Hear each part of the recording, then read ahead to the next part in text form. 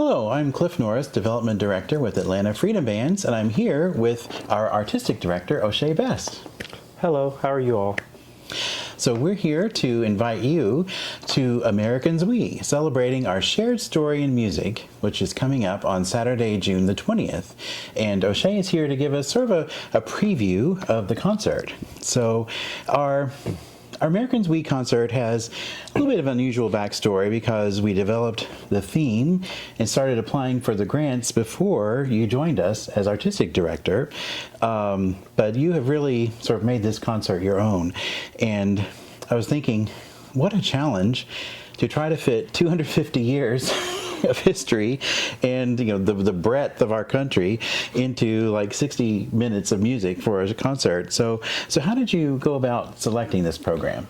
Sure. So when I think about the title of Americans We, there's the march name Americans We. This could be what we consider a traditional American music concert. I mean, a lot of other bands are doing, traditional marches and, historical pieces.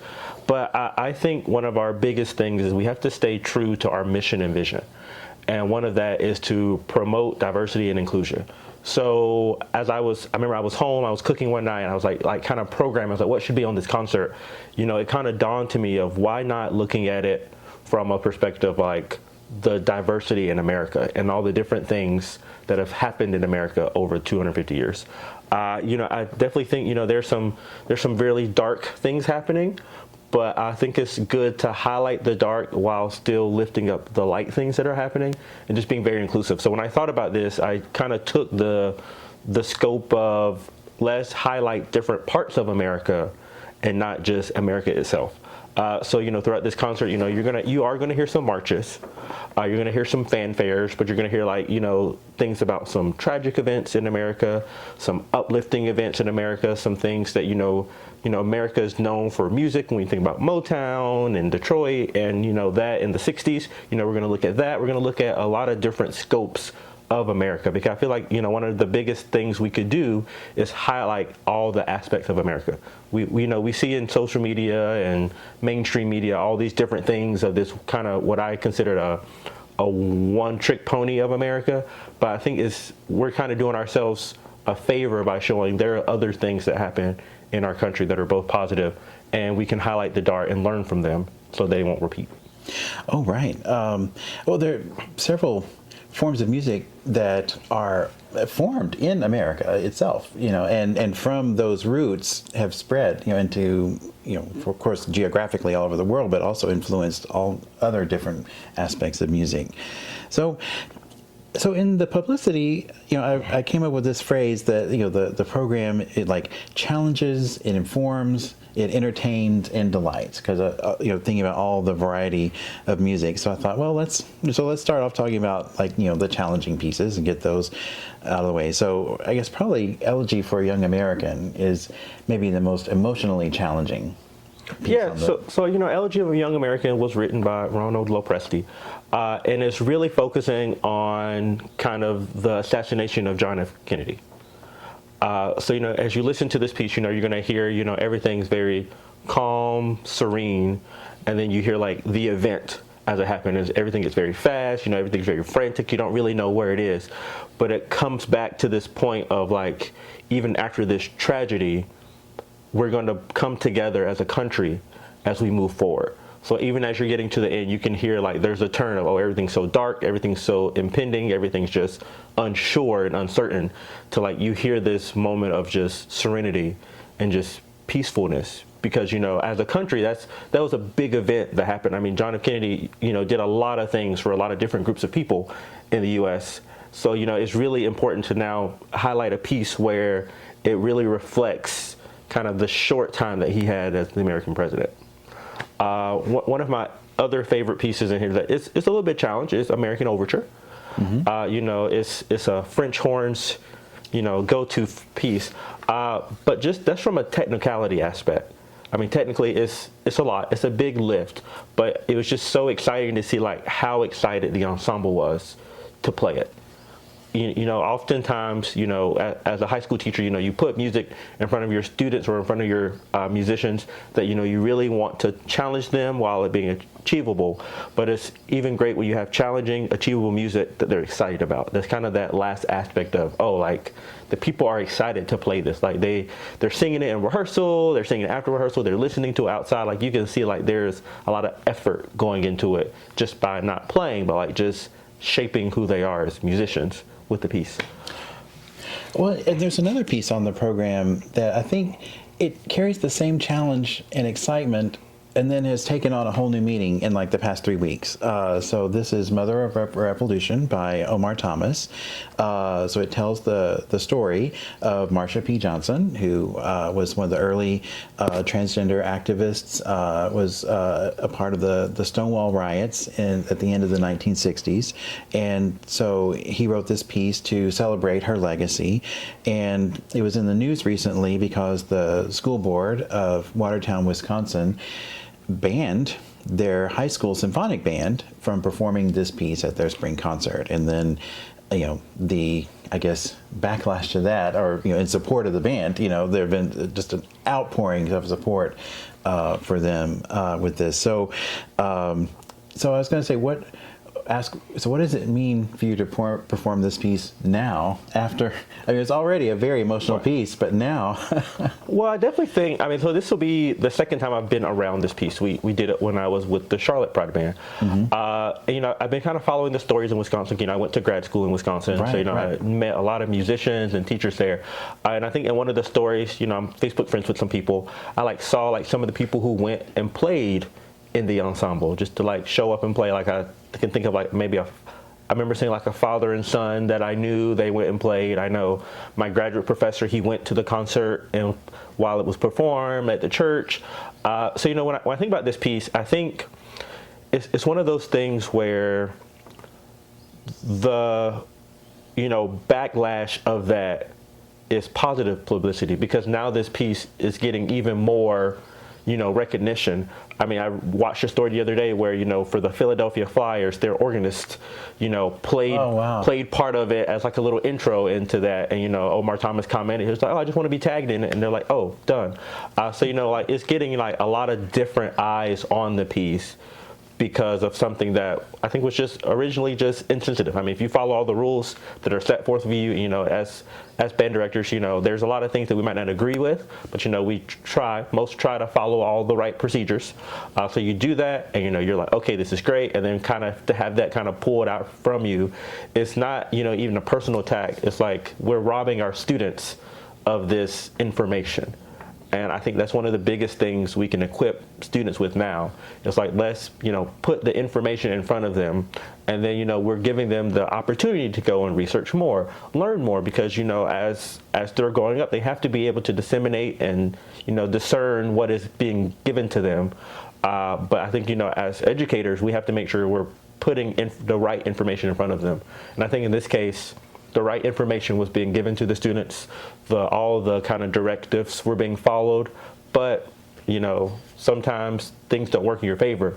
But it's so great to see there was so much community support. And I think from bands this year, bands next year, I think you're going to see, that's going to kind of, for his music, kind of even uplift it even more. I enjoy Omar's music because you have such a interesting blend of gospel music and jazz music, and there's so many things. He actually also is a jazz artist and writes jazz combo ensemble music. So I think you're going to see even more appreciation for his music to come for the next year. Right. And also we should add probably more people know about Marsha P. Johnson's story now than would ever ahead of have known. Pride Month. Yeah, just in time for Pride. It's appropriate moment. Than would have if this had not happened, you know. So, and even beyond Stonewall, we could do a whole video about Marsha P. Johnson, because she did so much even after Stonewall. But anyway, there's more pieces on the program. I don't want to miss them. So on my pieces that inform, I put a few here. So we have Adoration by Florence Price, which is a very historic composer for our country. Yeah, so Adoration, so we're doing the version that was transcribed by Sheldon Williams up at West Virginia. But Adoration, I mean, Florence Price herself is a legend. Just because, she was the first African American to have a piece performed by a major symphony. And this was almost 100 years ago now. So, to have this kind of transcription of her piece, I found like it's very emotional. It switches between D flat and G flat. So I think, it's just a well-written and well-transcribed piece that I think, recently, I would say at least the last 5 or 6 years, has kind of, again, reawoke that kind of deep dive into composers who are now getting the recognition they should have gotten while they were alive. Right.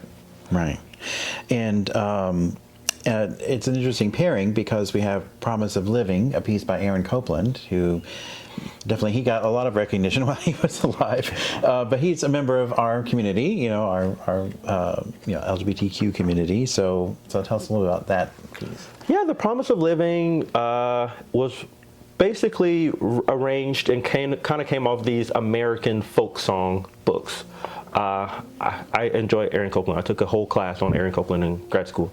And you hear there's kind of two main ideas that's happening. My favorite is the Zion's Wall, which comes out of that American folk song book. If you've ever heard it sang, it's usually by a baritone, and it's beautiful, just very deep, very soul fulfilling. But it kind of has a message of promise. And that's the thing I think about this whole little group of, pieces that are informative. You have Adoration, which if I think about it, I'm like, what are some things that I adore? Or, what are things, this chance to make music with musicians is something that I adore. So, you look at that, you look at The Promise of Living, of how, we are fighting for this promise to keep going. The Promise of Living, from Tenderland, it's just one of those things that, it's very hopeful. And I think, in this concert, that's something that we have to look for in today's kind of political environment. Like, what are things that we adore? What are things we're very hopeful for?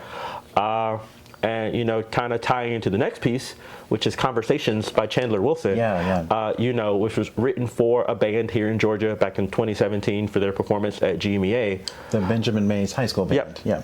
So written for that ensemble, it's about having those difficult conversations. We have to have conversations. I mean, it's a very interesting, kind of collaboration between the African American national anthem of Lift Every Voice and you have America the Beautiful.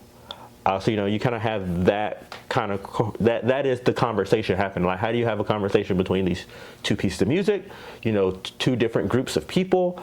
It kind of, in my mind, kind of encapsulates a lot of different ideas. So. And I love the way he intertwines them. It's like almost like they're doing a dance together. Right. And those two pieces of music were written fairly close to each other in time. One was the very late 1800s and one was the very early 1900s. So they're very contemporaneous pieces, and yet he is and written for two probably completely different audiences, I think we could say, and yet they're doing this intricate dance all through the piece, which I think is just a wonderful piece. All right, so some things that entertain. We've got some music from the 60s, a very fraught decade in our history. A lot of things happened in the 60s. Yeah. And had a great soundtrack. So. Right. Yeah, when I think about, I know we're doing the soulful 60s. So, that for me, that really tied into how can we bring in, I would think of Detroit, Motown, like what can we do?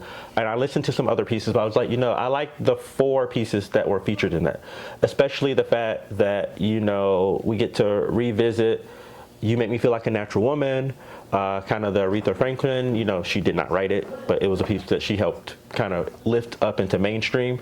But then also the Diana Ross version of Ain't No Mountain High Enough. I think, that's a very well done, prideful. I think as we're, in Pride, like, Diana Ross was kind of someone who was seen as like helping bring awareness to the LGBT community. So I think, kind of ending with that aspect of it, which is like, oh, this is this is great. Let's make that something that we use. Cool.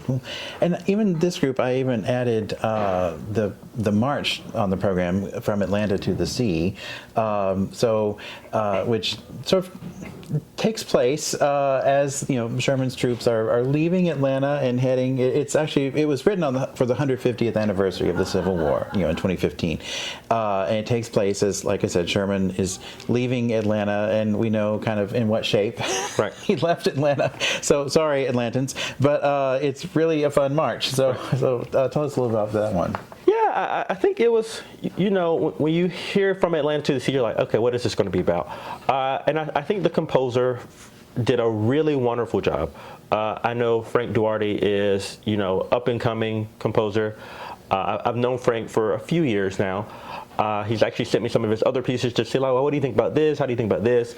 I think, this concert was like the perfect time to like highlight this piece and highlight another voice. To just say, oh, like, how often do you find pieces that are written by young Latin American composers, and then you find one and you're like, this is well done, this relates to something that happened already in history. So we got to definitely make sure this is a time to highlight this. Right. Very cool. And then for just some of the fun pieces, there's this really great fanfare called She Dares, She Leaps by our good friend, Erica Svano, who was here in Atlanta with us just 3 years ago. Yeah, this piece really focuses on the hard work that women have made into our country. That was really one of the main reasons why I was like, oh, this piece is really focusing on women. I mean, if you think about it, like, there's so many things that have happened positively in our country on the hard work of women. So I feel like it was very special that we find a piece that highlights that work and make sure the audience knows, like, this is highlighting women and all of their contributions to our country. Right. Because I think we can all say there's at least one or multiple women in our lives that we're like, oh, they've done so much for me, so much for these people, so much for others that deserves to be highlighted more. Right. Ooh, and then I don't want to forget, we've got something very special for our concert this time. We are premiering a new work of music that we have commissioned just for this concert. It's called We the People by composer Christopher Kyle Green, which is sort of our entry into the discussion surrounding America 250. Yeah, I think this. I think we're so fortunate that this was the concert that the commission is a part of, and it just fits so well with all the other pieces. Because with having a commission piece, you really get that kind of close look and like the ability to work with the composer and like find out things like what are things you want to see, and you get the opportunity to talk with the composer and like, oh, like this part represents this. And as the ensemble performing the piece, you get to knowing that deeper meaning, I think really makes it more connected to the piece. I mean, again, as I said earlier, everyone was just so excited when they like heard just the MP3 of the piece. And then, we threw in, everyone's able to see the cover art of the piece. You look at that and you just see so much, intentionality from the composer on what was written. And I think, as we're working through this piece, there's just moments where I'm like, oh, like this kind of sounds like a movie. Like you can hear parts of it, like, you can hear a lot of different ideas that are all tied together very well. And, I think the ensemble's having a very fun time playing it.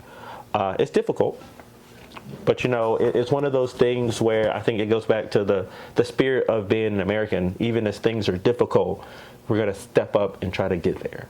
And so I think, this piece has really kind of forced the ensemble to step up and get there. But it's been a welcome challenge.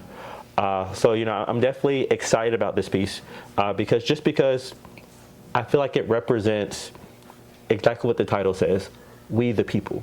We can get through the struggles, we can get through the difficult moments, but we always know like there is a light there. And, as the community feels that the light might be getting dim, we have to show that know it might look dim, but we're going to see how bright it is and how strong it's going to get. So I feel like, that's something that this piece helps kind of remind us as an ensemble. It's like, oh, like we may see all the dark things as we come into the rehearsal, but we sit here, we play this piece, we see ourselves in the piece, and now we can keep fighting and go forward. Right. And even as the piece, works its way through, at the end, speaking of brightness, I mean, there are all these like musical fireworks that are going on, like fireworks literally written for us. I mean, it's a very empowering moment that I think will be very moving for the audience to experience. So, so for the concert as a whole, like as the audience is like leaving and they're talking in the hallway, like what do you want them to take away? I want the audience to see the title Americans We, and then kind of hear the byline of our shared story in music and feel represented. I want the audience to go, I wasn't sure what I would hear, but I do like a march. I heard some marches. I heard this fanfare that's about this. I heard a lot of different music by a lot of different people to celebrate, what it does mean to be an American. I think, the old age, idea of there's only one set way to be an American is gone. So, in this challenge for the musicians, it has challenged both technical wise. It's kind of challenged, some of the perspectives that we have as an ensemble. Really kind of get to like, how do I feel about this piece? Okay, well, I feel that this piece, might have a more negative connotation or a more positive one, but we have opened the door to the conversations. So I definitely think, I hope the audience leaves this concert going, that has given me new music to listen to, that's given me a different perspective on things. That's they kind of see, like as this was being programmed, like we wanted this concert to be very encompassing of everyone and try our best not to kind of take away from anyone, just trying to really bring people in together. Right. So this concert marks your first full season with Atlanta Freedom Bands, and I think the concert band has grown musically and accomplished quite a lot this year. So I was going to ask, well, how's it been for you? So what makes you proud from this season? Well, I definitely think, I'm a big proponent of new music and diverse music. So I definitely think, I can look at every concert that we've done this season and go like, we have increased our diversity in our music, diversity in our composers. We've increased our difficulty level. So, as we're looking for the future, I mean, that's going to be where we keep going. Like, how many more voices can we keep lifting up? And how can we get the wonderful things and the wonderful people in the ensemble out even more? So, I think that's been something that, I'm very excited about. I mean, I teach high school, so, having I know there's some of my students coming to this concert, but, how can we, show what a lifelong musician looks like? Mm-hmm. And I think that's something that, is very important is, we have people in such a wide age range in this ensemble, but, I think they all can wear the hat that says lifelong musician. So how do we keep, making sure that we are giving them music that they're excited about, wanting them to come out and keep sharing all the great things we're doing. So then we can keep, kind of elevating our platform as a community group. Well, that sounds good. I'm looking forward to that and many more seasons to come. So very cool.